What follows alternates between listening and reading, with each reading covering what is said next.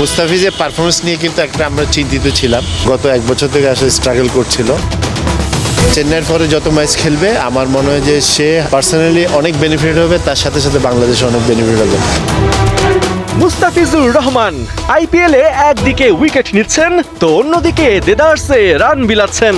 একবার purple cap নিয়ে প্রত্যাশার পারদ চড়াচ্ছেন, তো আরেকবার সেই চাপে নিজেই খেই হারাচ্ছেন। তাই আইপিএলে কাটার মাস্টারের পারফরমেন্স ভালো বলেও যেন কথাটা ওখানে শেষ করতে পারলেন না আকরাম খান। আইপিএলে কিন্তু ওর পারফরমেন্সটা কিন্তু ভালোর দিকে যাচ্ছে, মানে একদম যে ভালো হচ্ছে তা না। আইপিএল এর জন্য 30 এপ্রিল পর্যন্ত এনওসি দেয়া আছে মুস্তাফিজকে, কারণ 3রা মে থেকে শুরু জিম্বাবুয়ের বিপক্ষে 5 ম্যাচের টি20 সিরিজ। তবে কি আইপিএল এ চেন্নাইয়ের হয়ে আর মাত্র 2 ম্যাচ পাচ্ছেন মুস্তা? আকরাম শোনালেন ভিন্ন কথা।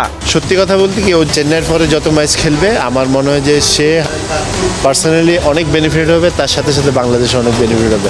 কারণ সেখানে কিন্তু জিম্বাবুয়ের সাথে খেলার চেয়ে ওখানে খেললে আমার মনে হয় যে আপনার সে অনেক কিছু লার্ন করবে। আপনার ড্রেসিং রুম আছে, বড় প্লেয়ারদের সাথে খেলবে, ওখানকার স্ট্যান্ডার্ড ভালো, বিভিন্ন উইকেটে আমরা খেলতেছি, বিভিন্ন টাইপের প্লেয়ারদের সাথে খেলছি। তো আমার মনে হয় যে এই অপরচুনিটিটা ওকে পাওয়া উচিত। সো এই জিনিসটা চিন্তা করতে পারে বোর্ড। ঈদের আগে অনেকটা একই সুরে এ কথা জানিয়েছিলেন নির্বাচক হান্নান সরকার। আইপিএলে কিন্তু মুস্তাফিজ এর আগেও ভালো করেছে, তারপরে সে ইন্টারন্যাশনাল ক্রিকেটে ভালো করেনি, এটা অতীতে রয়েছে এরকম রেকর্ড। সো সেই জায়গা থেকে বাংলাদেশ টিমে যদি সেটা মনে হয় যে তাকে এসে ভালো করার ক্ষেত্রে সেটা 2টা ম্যাচও হতে পারে, আমি বলবো না 5টা ম্যাচই খেলতে হবে, সেরকম কিছু যদি চিন্তাভাবনা করতে চাই সেরকমও করা যেতে পারে। আরেকটা হতে পারে, আমরা যেহেতু জিম্বাবুয়ে সিরিজের পরেই আমাদের ওয়ার্ল্ড কাপ টিম চলে যাবে, সেখানে কিছু প্লেয়ারকে যদি আমরা দেখার চিন্তাভাবনা থাকে, মুস্তাফিজকে যদি ব্রেক দেওয়ার প্রয়োজন মনে করে টিম ম্যানেজমেন্ট বা আমরা যদি মনে করি, সেখান থেকে সেটাও করা যাবে। তাহলে তো 2-2 4 মেলালে যা দাঁড়ায় আইপিএলে মুস্তাফিজের অধ্যায় লম্বা হবার সম্ভাবনাই বেশি।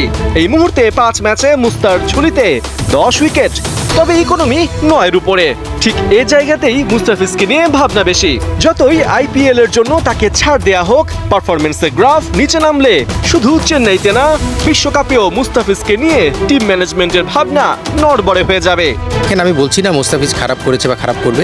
মুস্তাফিজ ম্যাচ কিন্তু খেলেছে চেন্নাইয়ের বাইরে, যেখানে কিন্তু আবার একটু এক্সপেন্সিভ হয়ে গেছিলো, যেখানে একটু বড় রানের খেলা হয়েছিল। সো চ্যালেঞ্জটা কিন্তু থাকছে, বিকজ ওয়ার্ল্ড কাপ বা আইসিসির ইভেন্টগুলো আমরা জানি যে ব্যাটিং ফ্রেন্ডলি, উইকেট হওয়ার সম্ভাবনা বেশি। বাট একটা জিনিস আমরা সবসময় একটা কথা আগে বলতাম বিভিন্ন সময় উইকেটের কারণে, সেটা হলো ফলস কনফিডেন্স।